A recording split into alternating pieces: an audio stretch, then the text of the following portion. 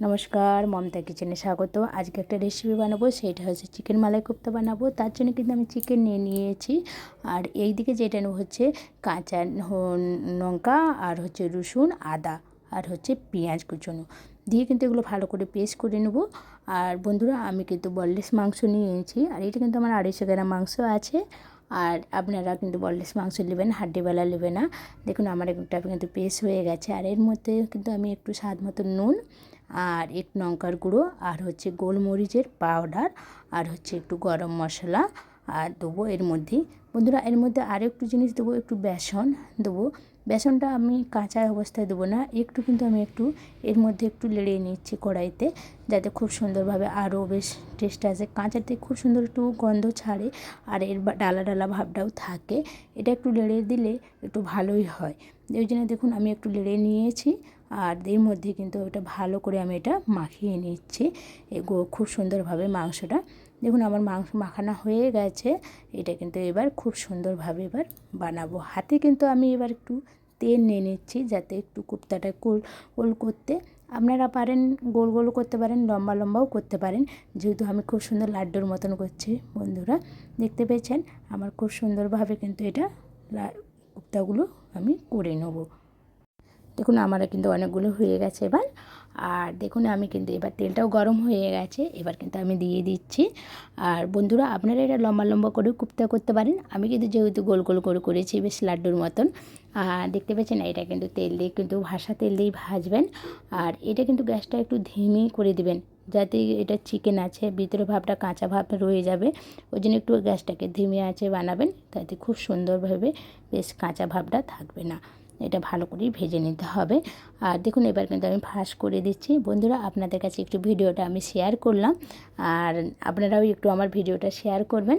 আর দেখুন এটা কিন্তু খুব সুন্দর করে লাল লাল করে কিন্তু ভেজে নেব, আর না উল্টে পাল্টে। আর দেখুন আমার কিন্তু খুব সুন্দরভাবে লাল লাল করে কিন্তু ভাজা হয়ে গেছে। এবার কিন্তু আমি এটা তুলে নিচ্ছি। আর এই তেলেরই মধ্যে আমি কিন্তু একটু জিরে দিয়ে দিলাম, আর হচ্ছে পেঁয়াজ বাটা। কিন্তু এর মধ্যে কিন্তু পেঁয়াজটা বেটেই দিতে হবে বন্ধুরা। এই কোপ্তায় কিন্তু পেঁয়াজটা বাটাটাই মেন লাগে। আর দেখুন আমি কিন্তু বেটেই দিয়েছি। আর এর মধ্যে যেটা মেন সেটা দেবো হচ্ছে একটু কাজু, আর হচ্ছে একটু মগজতরি, আর হচ্ছে একটু কাশ্মীরি মেথি, আর হচ্ছে দই দিয়ে কিন্তু এগুলো আমি একসাথেই কিন্তু আমি এটা পেস্ট করে নেবো। আর দেখুন আমার কিন্তু পেস্ট কিন্তু হয়ে গেছে এইদিকে। আর এইদিকে পেঁয়াজটাও কিন্তু আমার ভাজা ভাজা হয়ে গেছে আর আপনাদেরকে দেখাতে। আর দেখুন আমি আদা রসুন কাঁচা লঙ্কা পেস্ট ওইটা দিয়ে দিলাম, আর টমেটোটাও দিয়ে দিলাম, দিয়ে একসাথে ভালো করে আমি এটা কিন্তু কষে নেব। আর এই দইয়ের মধ্যেই কিন্তু আমি হলুদ আর লঙ্কার গুঁড়ো, ধনে গুঁড়ো, জিরে পাউডার দিয়ে কিন্তু ভালো করে এটা কিন্তু ফাটিয়ে নিচ্ছি। দেখুন এটার মধ্যে কিন্তু যাতে দইটা দানা দানা না ভাব থাকে।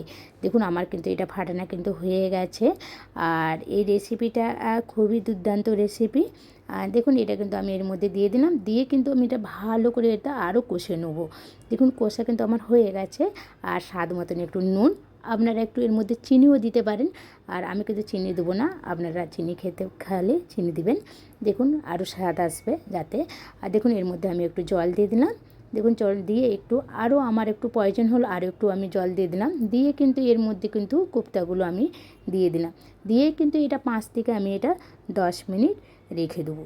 দেখুন আমার কিন্তু 5 থেকে 10 মিনিট হয়ে গেছে। এবার আমি কিন্তু ঢাকাটা খুলছি।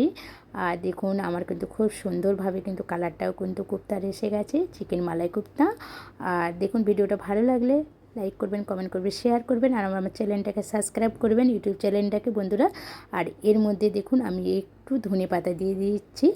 আর দেখুন এই রেসিপিটা পুরো দুর্দান্ত রেসিপি, একবার বাড়িতে বানিয়ে খাবেন আপনারা।